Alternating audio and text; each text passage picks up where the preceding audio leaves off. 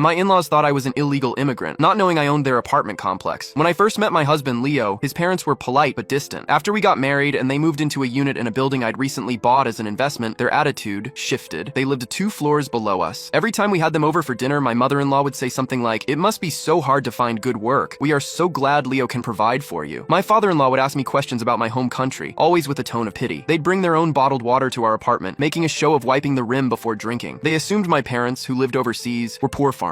In reality, my parents are retired software engineers who taught me everything I know about investing. That's how I bought the building in the first place, with profits from an app I developed in college. But I never said anything. I don't like to show off, and I wanted them to like me for me, not for my money. The tension got worse when my property management company sent out a notice about rent increasing by 5% to cover the cost of a new security system for the building. My mother-in-law called Leo, furious. She went on for 10 minutes about the new, greedy, faceless corporation that had bought the building. She said, "They're probably not even from this country," and I had to physically put my hand over my mouth to keep from laughing. The complaints didn't stop. They complained about the new landscaping. They complained about the parking permits being enforced. They even filed a formal complaint because our new building manager, Maria, didn't smile at them enough. I saw every single one of their emails because Maria forwarded all tenant complaints directly to me. I just filed them away, telling Maria to handle them professionally. The breaking point came last month. My in-laws decided to remodel their bathroom without permission. This is a huge violation of the lease agreement because it involves plumbing and could affect the entire building. The tenant below them reported a leak, and when Maria investigated, she found the unauthorized construction. She issued them a formal lease violation notice, which is the first step toward eviction. They completely panicked. They showed up at our apartment, holding the letter. My father-in-law was red in the face. He told Leo, "You have to help us. This new owner is trying to kick us out on the street. We have rights." My mother-in-law started crying, saying, "We can't afford to move. Please, can you talk to the owner? Maybe you can reason with them." They were looking at Leo, but I was the one who answered. I told them to sit down. I went to my home office and came back with a folder. It was their tenant file. I opened it on the coffee table. Inside were copies of all their noise complaints against neighbors, their angry emails about the landscaping, and a dozen other petty grievances they had filed. Then, there were the signed lease agreement pages with a section on unauthorized alterations highlighted in yellow. And finally, the photos Maria took of their half-demolished bathroom and the water damage in the apartment below. They stared at the papers, confused. My father-in-law stuttered, Where did you get this?" I picked up the lease violation notice from the table. I pointed to the signature line at the bottom. It had my signature, clear as day. Next to it, in neat print, were my name and the title, Building Owner. I didn't say a word. I just watched as their faces went from confused to shocked to pale white. The only sound in the room was the ticking of the clock on the wall.